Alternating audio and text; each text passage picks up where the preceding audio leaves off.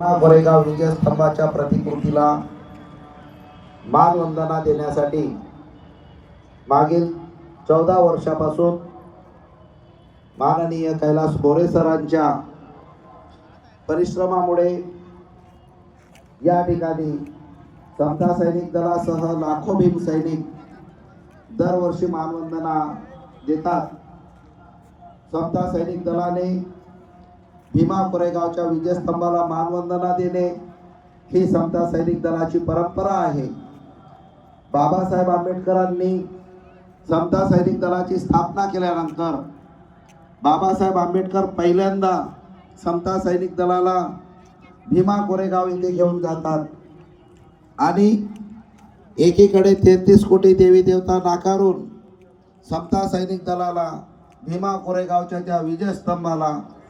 समता सैनिक दलाद्वारे मानवंदना देतात आणि बाबासाहेब समता सैनिक दलाला सांगतात की हा फक्त दगडांचा स्तंभ नाही तर जगातील एकमेव जी शूरवीरांची लढाई झाली होती ज्यामध्ये 500 महार सैनिकांनी 28,000 पेशव्यांना 1 जानेवारी 1818 रोजी पराभूत केलेलं होतं। या 28,000 पेशव्यांना